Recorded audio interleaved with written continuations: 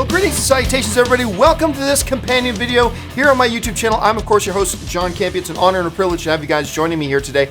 Now, what is a companion video? I'm glad that you asked. Every day on the John Campy Show and on Open Mic, we take live questions from the audience, but sometimes we don't have time to get around to all the live questions that come in. But I want to make sure that those questions you sent in do get answered, so I gather up those unused questions, bring them over here, and we answer them in companion videos. Now, if you're waiting for one of your questions to get answered, you may not see it in today's. There's still more questions to come after today's companion video, so there's still a little bit of a list, but we're going to get through a whole chunk of them today. So let's get things started with the first question we're getting caught up on, and that's from Max Hughes, who writes, thoughts on Memento. You know what's funny, Max? Somebody on the John Campy Show wrote in almost the exact same thing. Like, they were talking about Memento and asked me what I thought. Memento's amazing. As a matter of fact, there's a lot of people out there who believe that Memento is Christopher Nolan's best film. And the majority of people seem to think that The Dark Knight is his best film, and that's a widely held view, sure. But there are a bunch of people who think Memento may be his best film. Memento is certainly the movie that put Christopher Nolan on the map for a lot of people. Like, before Memento, not everybody had heard of or was familiar with Christopher Nolan. Once Memento came out, everybody knew who Christopher Nolan was. Like, after that, it was, and Guy Pearce was amazing in it. Trinity was great in it. Joe was great. And I mean, it's a wonderful cast with a wonderful story told in a very creative way. We haven't seen many films like that before. And it was, at the end of the day, none of that matters if it's not executed well, but it was executed brilliantly. And at the end of the day, it's the movie that got him the Batman gig, really, when it all comes down to it. So yeah, I personally love Memento. I think it's great. Let's see. Damian Munoz writes, when do you think we'll see a trailer for Aladdin? Well, Aladdin doesn't come out until May. So as of right now, where are we at? We're in August. So September, October, November, December, January, February, March, April, May. The movie's still 9 months away. It's still 9 months away, so not imminently. I don't think we're on the cusp of seeing a brand new Aladdin trailer. Now watch this. They drop an Aladdin trailer tomorrow, but I don't think it's imminent. I will say this, though. I won't be surprised at all if we get one by the end of November, which really isn't all that far away. So August, September, October. So I think within the next 90 days, probably less, probably within the next 80 to 70 days, I think we'll get our first look at Aladdin. And it'll probably just be a quick tease or something like that. And then maybe they'll do something a little heavier at or after Christmas. But I would suspect probably by the end of November. I would be surprised if we got a first look in August. I would be surprised if we got our first look in October. But once we get into November, and certainly by the end of November, I think we'll get our first look at it then. And I'm curious about it. They're trying to maintain the mystery about it, because a lot of people are wondering, like, how's this going to look? How's this going to feel? The whole bit. I still think Will Smith was a good choice for the genie, because you had to get somebody with that type of raw charisma that Robin Williams had, but not the same raw charisma. You needed somebody who was different than Robin Williams. What I believe you could not do with this Aladdin movie is get somebody to do a Robin Williams impersonation. I think that would have been a giant mistake. So I think you had to get somebody decidedly unique from Robin Williams, but still carried a really boisterous, out there charisma, and I think Will Smith brings that. Now, whether or not he'll be great in it, I don't know. We're going to have to wait and see, but I've got some faith in it. Barth Revin writes, Alan Horn is being hypocritical, not Disney. Oh, I disagree with you, Barth, because Alan Horn is Disney. Like, when you are the chairman of Disney Studios, you are Disney. Within the Disney Studios realm, Alan Horn's it. Now, above him is the parent company, Disney, which is, of course, headed by Bob Iger, who is Alan Horn's boss. But in the studio realm, he's it. He is Disney. That's like saying Apple didn't revolutionize this. Steve Jobs revolutionized. Well, Steve Jobs was the head of Apple. It's kind of synonymous there, you know? And, you know, maybe it would be different if Alan Horn disagreed with Bob Iger, and Bob Iger said, no, I don't think we should fire James Gunn, and Alan Horn said, well, no, I'm going to anyway, and did it. But we know that Bob Iger endorsed Alan Horn's decision, and it was Alan Horn's decision, and Alan Horn is the head of Disney Studios. He is Disney. So, I mean, it's a little bit of semantics there, but I don't think you can separate those two. Alan Horn is Disney. He is the head of Disney. He's the head. So, like, you can't say, John didn't say that he didn't like the original Blade Runner. John's mouth said he didn't like the original Blade Runner. Well, the mouth speaks for me. I am my mouth. My mouth is me. It's one and the same. Alan Horn is the head of Disney Studios. So if he takes him in a certain direction, that's what Disney's doing. And it's up for debate, if Alan Horn is being hypocritical by firing James Gunn as the director, yet keeping and wanting to use his screenplay, even though he said they were severing all business relationships with him. If he is being hypocritical, and that's a big if, but if he's being hypocritical, then Disney is being hypocritical because he is Disney. So, again, part of it's probably semantics, but again, you can't say, John didn't say that, his mouth said that. Well, it's one and the same thing. So that's kind of how I see it at any rate. Dave Aikens writes, highly recommend checking out Warframe on PC. I have not heard of that one. Free-to-play shooter with space ninjas by Canadian developers Digital Extremes. You'll love it. I've been looking, because, right now I'm playing Warcraft, right? And I'm probably going to play Warcraft maybe for a couple more weeks. I got to get the new expansion installed. But then I'm going to want to start doing some gaming with some different games. And I'm looking for some new games to play. And that sounds awesome. Thanks a lot I'm going to check that out. As soon as this show's over today, I'm going to check that out. Thanks for the recommendation, Dave. Okay, Dave follows it up with, the ending of Gallipoli is always sticks in your head. Okay. If we're talking about, I think it's 1980, the 1980 Mel Gibson movie, I'll be honest with you. And if we're talking about that movie, I hope we're not talking about something else. If we're talking about that movie, I'll be honest with you, I don't remember it. I don't even know for sure that I saw it. Like, I know it's a 1979, 1980, 1981, 1982 movie with Mel Gibson, if I'm thinking of the right one. But honestly, I cannot remember a thing about it, and I'm not even 100% positive that I saw it, so I can't address your comment, Dave, but thanks for bringing it up. All right, Dave follows it up with, about my smartphone comment, I meant in general, can't have an in-depth conversation with people anymore because they're glued to their smartphones. I remember this. Dave wrote in a thing about, about rudeness today in people's smartphones. I mean, you're not wrong. I mean, this morning, Ann and me and our friend Ryan and Ray and Ann's mom, we all went out for breakfast this morning. And I saw this other table with like 5 people in a family sitting around it. And I kid you, other than maybe the mom, the rest of the 4 of them in the family were like on their phones. And I think, well, there's a testimony about today's society for you and how addicted people are to their phones. So, that's a social wide thing. And there have been movies made about how people are just too addicted to their technology. And you got to get out, go have dinner. Look, keep your phone in your pocket when you go have dinner, for heaven's sakes. Go to a movie, and that it always, seriously, it is confounding to me that whenever the issue of people should have their phones turned off during a movie, it astounds me that there's ever anybody who disagrees with that. And there are people who disagree with that. Like, no, I need my phone on at all times because I'm so important. Shut up. You're not. All right? Unless the words Mr. President comes in front of your name, or unless the letters DR period come before your name, you're not that important. People can reach you later. Turn your damn phone off. It's crazy to me that anybody disagrees with that. It's crazy to me. So yeah, we are sickeningly addicted to our technology for sure.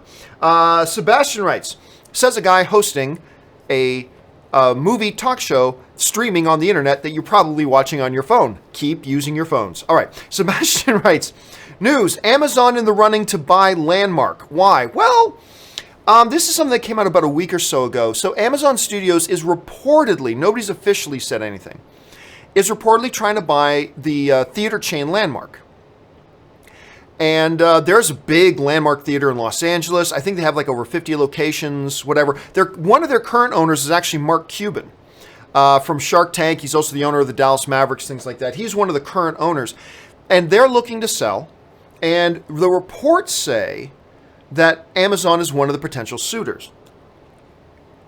Now, before that could ever become a reality, even if that's what they want to do, there is a current law that exists called the Paramount Decree or something like that.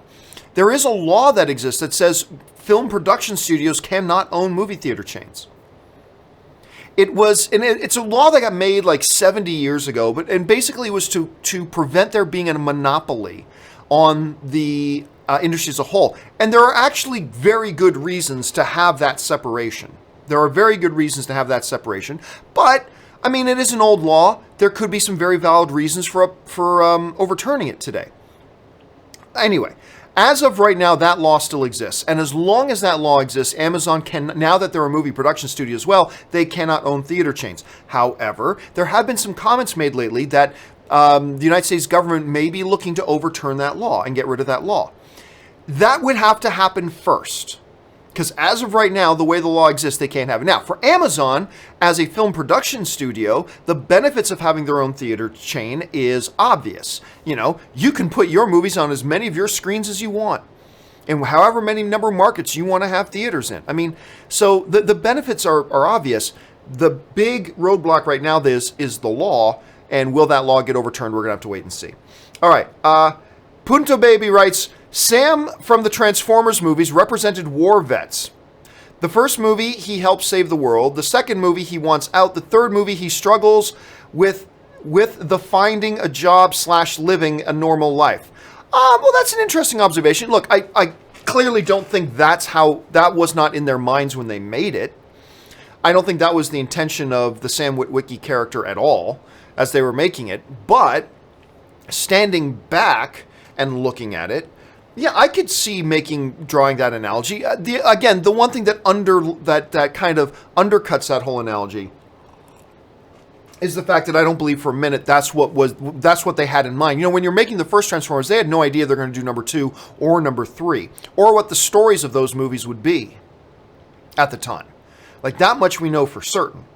So that's kind of the one thing that undercuts it, that was ever the intention. However, it's not a bad observation, you know, in hindsight to look back on and say, you know, you could look at it in this way. From that point of view, yeah, that's actually a pretty good observation. Matt Guillemette writes, would you rather talk movies with Weird Al Yankovic? I have 2 Weird Al pops behind me. Or have coffee with Jennifer Garner. Also, what do you miss about your last job? I only take one question at a time, but I will take the one about Weird Al and Jennifer Garner. Jennifer Garner. Jennifer Garner. She's my celebrity crush. She's like, I mean, I've had a couple of celebrity crushes through my movie fandom life, but Jennifer Garner remains top of the list. She's like the perfect woman, man. I mean, look, even with the recent drama with Ben Affleck, like, her and Ben Affleck are separated from each other, but she goes and gets Ben and drives him to rehab. What a woman. Oh my God, what a woman. There is nothing that is not perfect about Jennifer Garner. So yeah, I gotta admit, I'll take coffee with Jennifer Garner. Thank you so much. Michael Streak writes, do you think they can remake the Exorcist movie? Absolutely. But that completely goes with my philosophy that you can remake any movie. Hand to God, I even believe you can remake Star Wars. And I'm the world's biggest Star Wars freak, and I completely believe you can remake Star Wars. You can't do it right now while you have the series ongoing, but if they ever decide to pull the plug on the series, wait 4 or 5 years, yeah, I believe you can reboot Star Wars. Because my overriding philosophy is, if you make a reboot and it's great, wonderful, we have another good movie. If you do a remake and it sucks, oh well, we've still got the original. No harm done. And studies have proved that when remakes come out, there is increased interest in the originals. Like, more people watched Infernal Affairs after Martin Scorsese made The Departed. The studies have proved it. More people went back. There was a spike in rental of, which was the one, it wasn't Running Man. Was it Running Man? Well, anyway, Colin Farrell did a remake of one of Arnold's big hits a couple years ago, remember? And Bryan Cranston was in it. And I can't remember if it was The Running Man or another one. At any rate, there was a spike in rentals of the original Arnold movie. So, you see, there's no downside. There is absolutely zero downside to doing remakes. If they suck, oh well, we still got the original, and more attention gets drawn to the original. If they're good, yay, we have more films that we can enjoy and watch. Yeah, I still watch Infernal Affairs and The Departed. I appreciate them both. So, yeah, absolutely The Exorcist, because I believe any movie can be remade. Christopher Bickner writes, thoughts on the DGA allowing Lasse Hallström and Joe Johnson to share directing credit for The Nutcracker and The Four Realms. All right, interesting topic here. Thanks for bringing it up, Christopher. So, oftentimes we hear in the news that sometimes a director directs a movie, then they get fired and somebody else comes in and finishes the movie, or a director. So, here's what happened. Hallström directed all of The Nutcracker and The Four Realms. Now, apparently they finished filming. If I'm not mistaken, I think they finished filming in January of 2017. All right. Then they wanted to do a bunch of reshoots, which happens with all big budget movies. Nothing unusual there. Unfortunately, Hallström wasn't available to come back and oversee the reshoots or the post-production. So they went out and got Joe Johnson, who of course directed like Captain America, The First Avenger, and then The Rocketeer, and some other things as well. And remember, Hallström came out and said, this is great. I love Joe Johnson. He's going to do a great job finishing off this movie and blah, blah, blah, blah, blah. Now, what happens, though, is that when you have multiple people directing a film, who gets credit, unlike what some people believe, is not up to the studio. The studio does not get to decide who gets director credit. Like, when Ron Howard took over directing from Lord and Miller, Lucasfilm didn't get to decide who actually got director's credit. The people who decide who gets director's credit whenever there's a little bit of confusion is the Directors Guild of America, the DGA. They are the ones who do that. They are the ones who get to make the final decision on that. That's part of the collective bargaining they have with the studio system. Anyway, generally speaking, they will not let, unless it's a team of directors who, like Lord and Miller, Neville Dean and Taylor, the Coen brothers or whatever. Normally, though, they will not give co-director credit, except under extreme circumstances. In this situation was a little bit different. Hallström actually came up with the idea of giving Joe Johnson co-director credit. Apparently, they believe that, hey, look, Joe's doing a lot of very important big work on this movie. I believe he deserves co-credit. So Hallström and Johnson together went to the studio and said, we'd like to put our names on it as co-directors. The studio agreed, and then the studio and Hallström and Johnson went to the DGA and petitioned the DGA to say, hey, we all agree together, we would like to have co-directing credit on this.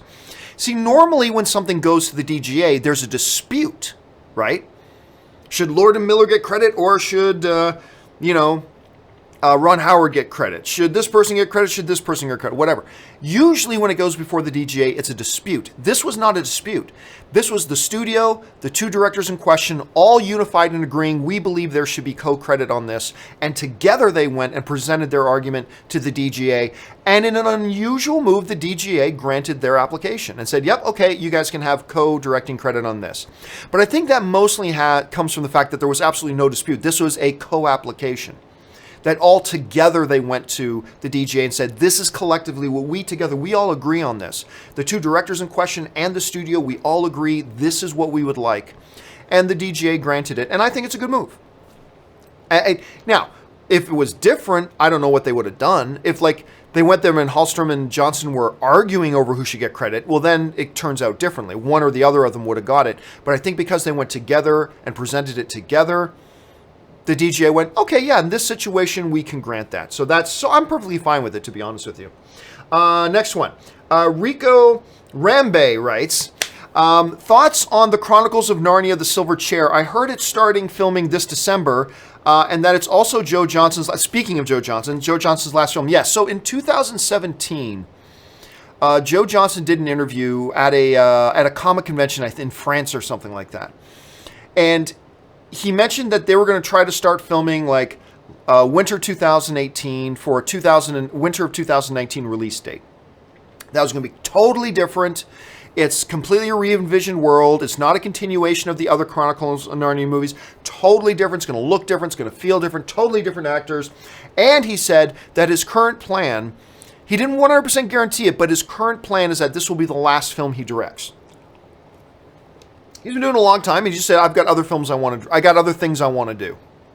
So that was the idea. Here's the thing. We're getting close. We're getting into fall of 2018 now. I've heard nothing about this movie. Nothing. No movement whatsoever. I have radical doubts that this movie ever happens. I have serious doubts this movie ever happens. Because if they're supposed to start shooting this year, and we're almost at September, and we've heard nothing about any casting or any movement on this project whatsoever, I've got doubts. Now, I'm not 100% saying this movie's not going to happen. Not at all. I'm just saying in my head, I got doubts. I got serious doubts this is going to happen. And I honestly don't know that if a rebooted Chronicles of Narnia, starting with the Silver Chair, I don't know that that works. I honestly don't know that there's going to be an audience for it. The first movie made a ton of ton of money. The second one took a big dive. The third one didn't do great. I just don't see the purpose here. Personally, I would rather see them just reboot and start with The Lion, the Witch, and the Wardrobe again. You know, we're getting, it's been a number of years since that movie came out. We're getting to the point that in a few years, it's been long enough that you can do a reboot and make it feel completely different. I really like the original one, by the way. I like the one with Liam Neeson as the voice of Aslan. I think that's a really good movie. But I think it might be time to reboot it. Like, I just don't see how doing the Silver Chair makes business sense. I don't think there's going to be an audience for it. At least nowhere near as much than if you just say, hey, we're just wiping the whole slate clean. We're going to restart this franchise again. And we're going to launch it with The Lion, Witch, and the Wardrobe in 2022. That, to me, makes more sense. That, to me, increases your chances of getting the audiences out and having a new franchise to run with. I don't know what the Silver Chair does. But again, as of right now, I mean, I haven't heard that they've canceled it, but I haven't seen any movement on it either. I've got serious doubts that this movie starts filming this year. Serious doubts. All right, next one. Arturo Beltran writes, I was upset at the end of Agents of S.H.I.E.L.D. that they mentioned Thanos and nothing happened. It's just sometimes sad that they mention and nothing. Well, I mean, we talked about this on my show the other day too. Arturo, what did we expect? Well, you knew they were never going to show Thanos. You knew they were never going to have any of the Black Order show up. You knew nothing from the movie was going to cross into Agents of S.H.I.E.L.D. Look, the Agents of S.H.I.E.L.D. and the MCU have a very one-sided relationship. The movies never make reference to the TV show. The TV show is constantly trying to make reference to the movies. But they simply threw in Thanos there as a, ooh, they mentioned Thanos. But they were never going to show anything, right? I mean, let's be real. They were never going to show anything. But that's the thing that's one of the things that Agents of S.H.I.E.L.D. does that has always driven me crazy. Blah, blah, blah, MCU, blah, blah, blah, MCU. Look, everybody, we're part of the MCU. MCU. Reference. Meaningless references, by the way. But that's what they've done the whole time. Blah, blah, blah, Iron Man, blah, blah, blah, Thor, blah, blah, blah, Asgardians, blah, blah, blah. I mean, it's constantly. It's like a desperate child asking for attention. Remember, everybody, we're still part of the MCU, honest. How come the movies never make reference to you? I don't know. Anyway. But yeah, I mean, it's just kind of par for the course, Arturo. It's just kind of par for the course. Der Wunderbar writes, first time I saw Alien, I remember I wanted the, I think you mean Mother, the Mother computer. What about you, John? Oh my God, I'll be honest with you. I was a kid the first time. I don't even remember it. I do not remember the first time I saw Alien. I really don't. No recollection. I mean, I remember the name of the computer was Mother. And... but that's about it. So yeah, I have no recollection. I have no memory of the first time I saw the movie. I was just way too young, I think. Curtis Lopez writes, I don't get why people criticize the MCUs as comedies. They're superhero movies with humor peppered in them. Have they not seen Winter Soldier or Infinity War? Well, I mean, remember, Curtis, there is this really backwards subgroup of movie fans, this really backwards thinking subgroup of comic book movie fans that are corporate zombie slaves. Half of them are blind corporate Marvel slaves. Half of them are blind corporate DC slaves, where no matter what DC puts out, Marvel's going to say, that sucks, you haven't even seen the movie yet. Doesn't matter. It's got the label DC on it, it sucks. And vice versa. And they're equally pathetic. I mean, nothing wrong with film fans out there who give every movie a chance and go, I didn't like those ones. That's fine. Nothing wrong with that. And there are people, I know people who have seen every DC movie. They get excited for every DC movie, but they haven't liked any of the DC films yet. Right? Nothing wrong with that, and vice versa. There's nothing wrong with that either. But you do have a group of people out there who are either blind Marvel slaves or blind DC slaves, and everything DC puts out is perfect and everything Marvel puts out sucks, and on the other side, the complete opposite, right?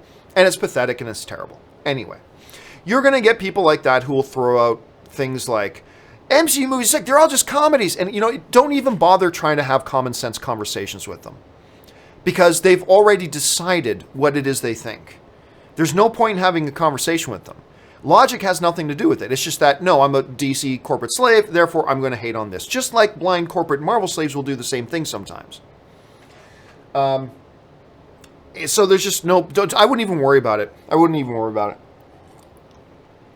The Marvel films have found a wonderful tone that make them poignant and make them consumable, make them enjoyable for the audience, and make it palatable for the audience.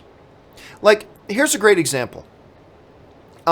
What Marvel will often do, because they understand that balance, serving up a movie to an audience is like a 4-star chef or a Michelin star chef serving up a plate to a diner, to somebody who's come in to dine, right? You understand you got to hit certain notes of sweetness. You got to hit certain notes of saltiness. You got to hit certain flavors here. You got to hit certain textures here. And you got to be very aware of how it all goes down for the dining experience, right? You can't overdo it with saltiness. You can't just put something tart after tart after tart, or sweet after sweet after sweet. That doesn't make for a good dining experience. What Marvel has found is a beautiful recipe that they vary up from movie to movie. But it's this, when things get heavy, like take the battle in Wakanda, right? During Avengers Infinity War. In the Battle of Wakanda, there is death and destruction happening, some really heavy stuff, right?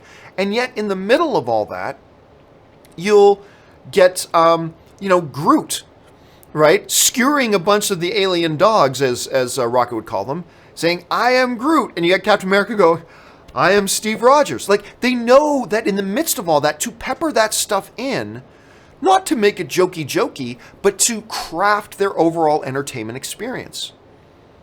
It is a very close-minded way to say it's got to either be all one or all the other. There are Marvel films that are distinctly comedies. There are Marvel films that are distinctly heist films. There are Marvel films that are distinctly political thrillers. There are Marvel films that are this. There are Marvel films that are that. But even within all those, they have a certain DNA to them where whenever things get really heavy, they will pepper in humor for the best dining experience possible for the audience. You know, they make sure they don't lose their audience by getting things too heavy. They make sure they don't lose their audience by getting things too jokey. Depending on the movie, like Taika Waititi for Thor Ragnarok, he made Thor Ragnarok a comedy. And there's dark stuff in there. Other than Avengers Infinity War, there is more dark stuff in Thor Ragnarok than almost any other comic book movie in history. You're talking about the death of the All-Father Odin. You're talking about the destruction of Mjolnir. You're talking about Thor losing his eye. You're talking about the planet of Asgard being destroyed. You're talking about like hundreds of Asgardians dying. On and on. There is a lot of dark stuff in Thor Ragnarok. A lot of dark stuff.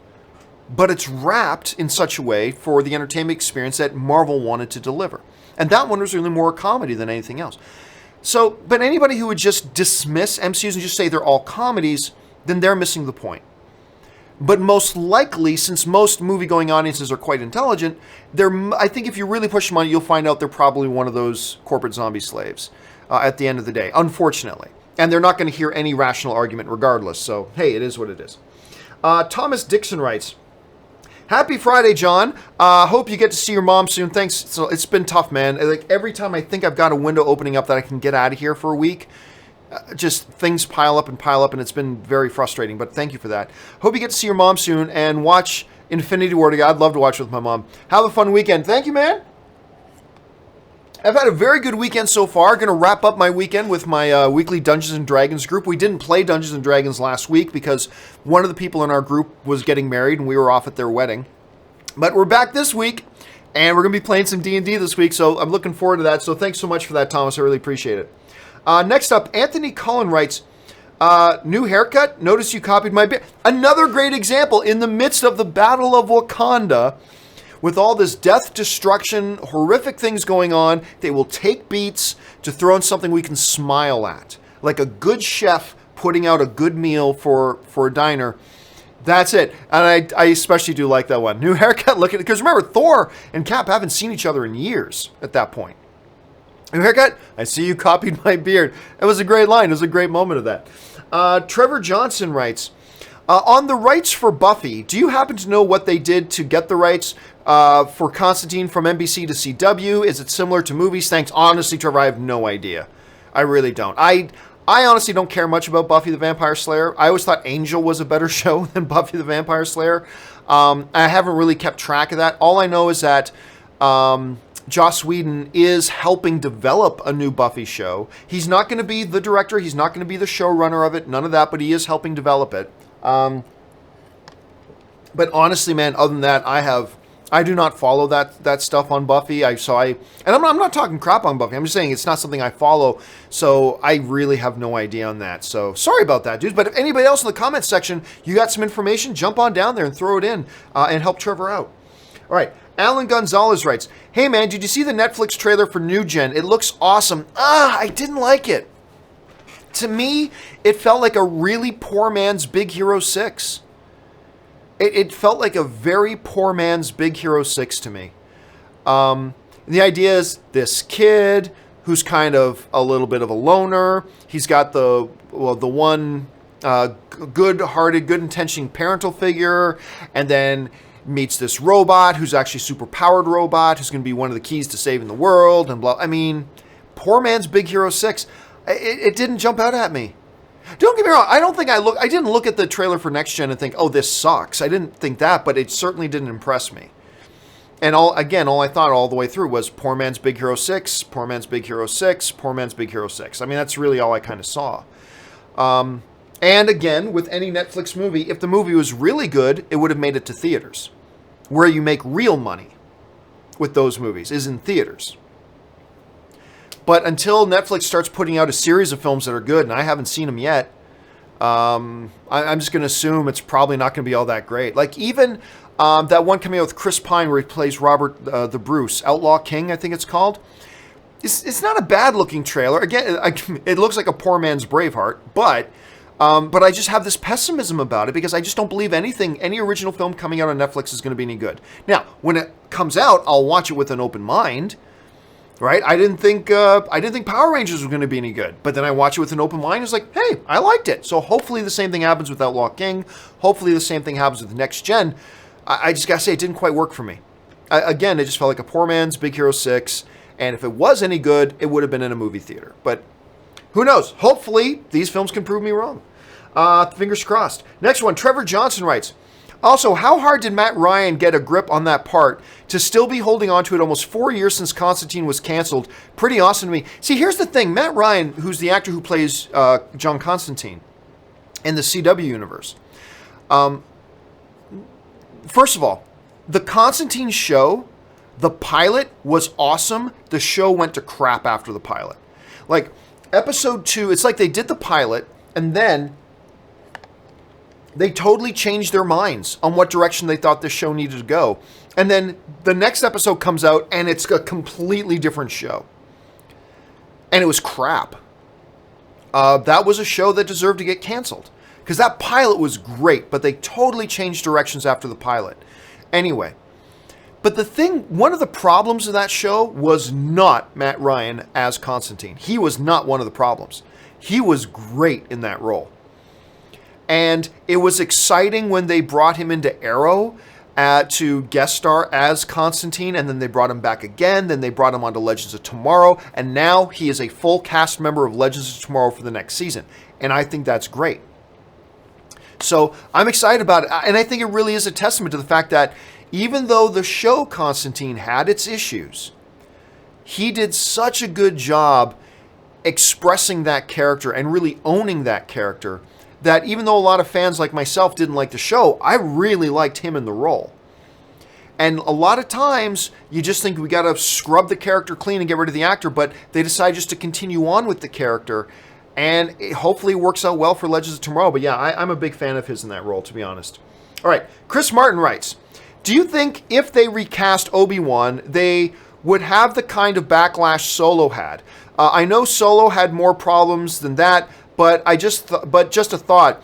Even if they do a movie, I don't know. See, there's several big differences. Look, I said for years that I thought Solo was going to struggle because I said from day one that they announced Solo, nobody has asked for a Harrison Ford less Han Solo movie. Nobody is asking for a Han Solo movie that doesn't have Harrison Ford as Han Solo. I said it for years. Anyway, this is a little bit of a different situation because Ewan McGregor, and let's just say this right off the top, if they do an Obi-Wan movie, I think they should get Ewan McGregor to play Obi-Wan. That seems to make the most sense, but I don't think it's the only thing they can do. For a couple of reasons. Unlike Solo, there was nobody else playing Solo before Harrison Ford. There was somebody else, very iconically, who played Obi-Wan Kenobi before Ewan McGregor, and of course it was the great Sir Alec Guinness, right? He was Obi-Wan Kenobi. But different era, and obviously Alec Guinness isn't around anymore, but even if he was around, they would have had to recast. So new era, new Obi-Wan Kenobi, then went out and got Ewan McGregor. You know, that kid from Trainspotting. That's what got him the role. Anyway. So now, in that era, Ewan McGregor was Obi-Wan Kenobi.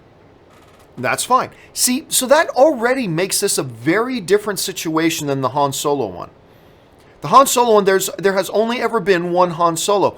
With Obi-Wan Kenobi, we've had different people playing Obi-Wan Kenobi at different stages and in different eras, right? To me, remember, I've already said, if it was up to me, I'm casting Ewan McGregor. Okay, I am. I think that's the best idea. However, I don't think that's the only thing you can do. I believe you can recast Obi-Wan because, look, you had Alec Guinness playing one era, the latest era of Obi-Wan Kenobi. You had Ewan McGregor for the earliest incarnation, the young incarnation of Obi-Wan Kenobi. If you're going to do a third era of Obi-Wan Kenobi films somewhere in between, there's something poetic about getting then a third actor to play that third era of Obi-Wan Kenobi, right? You had the one, Alec Guinness is the one era Obi-Wan Kenobi. You have Ewan McGregor as the other era Obi-Wan Kenobi. Now we're getting into this third era of the years of the life of Obi-Wan Kenobi.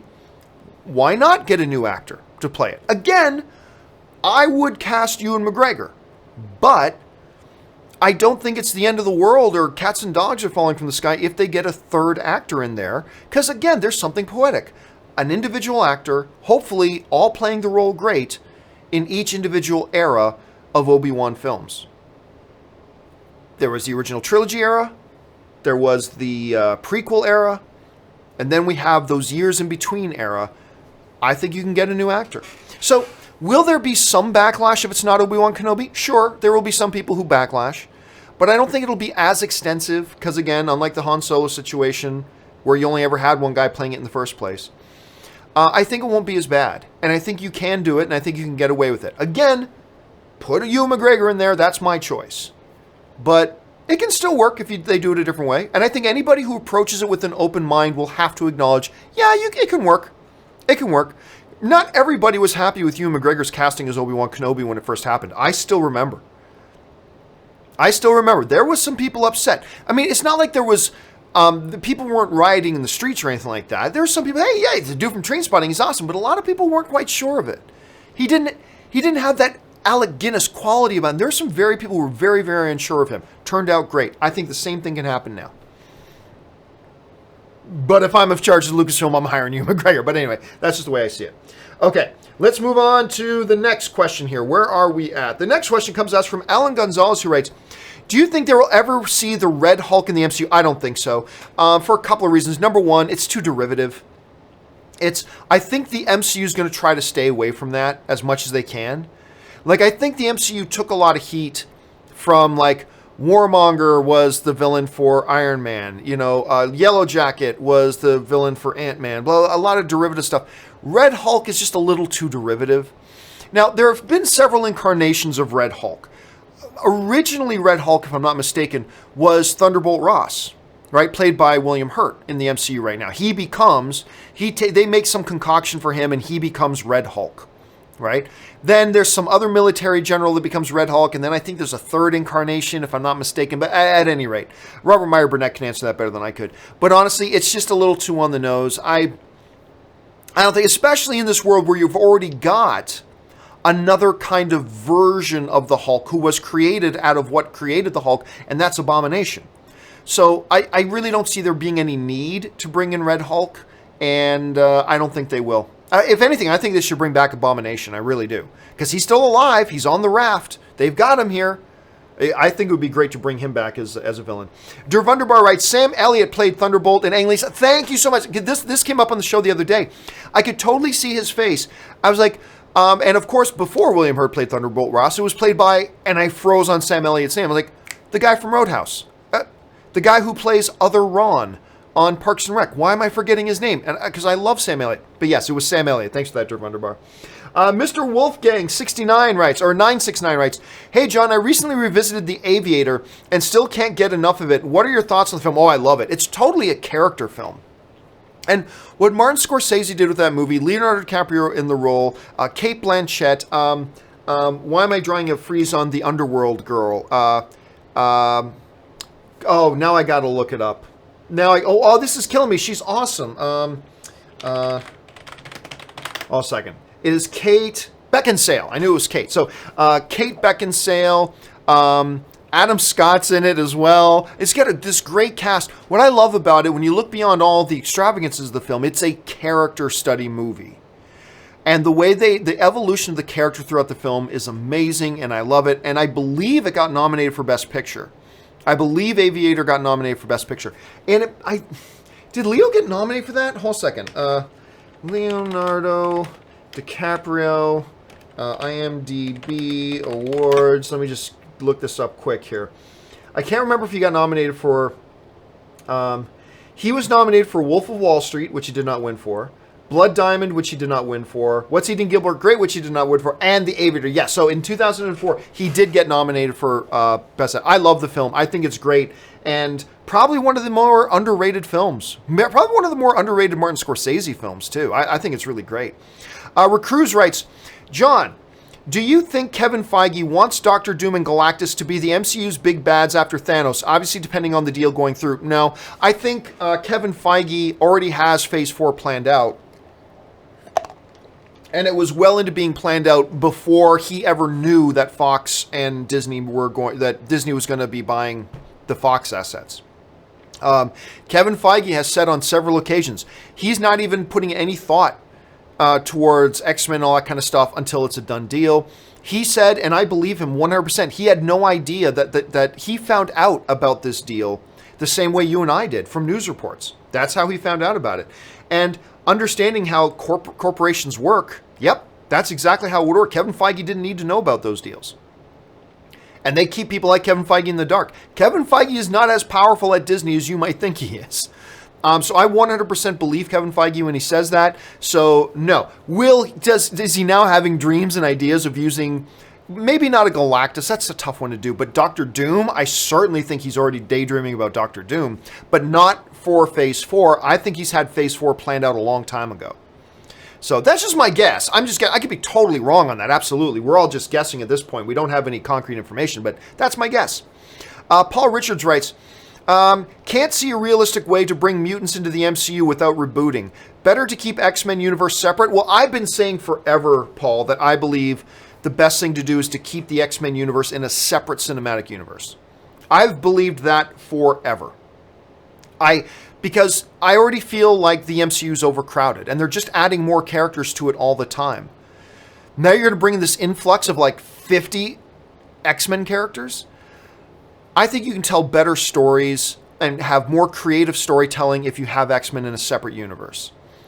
Because again, had the MCU had Marvel or had the X-Men franchise this whole time, we never would have gotten X-Men First Class. We never would have gotten Logan. We never would have gotten Deadpool. We never would have gotten Deadpool 2. I just think there is more creativity you can have if you have them in a separate universe. I don't think that's what they're going to do.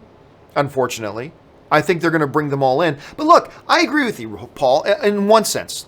I half agree with you that I can't see a realistic way of bringing the mutants into the MCU. I agree with you there. However, just because you can't think of it and I can't think of it doesn't mean the bigwigs of the MCU can't come up with some ideas. I agree with you. I cannot think right now of a legitimately good, non-canon breaking, non-logic breaking way to bring the X-Men into the MCU. But just because I can't think of one doesn't mean Kevin Feige can't think of one. Doesn't mean that all the creatives over there at the MCU can't think of one. They'll come up with something.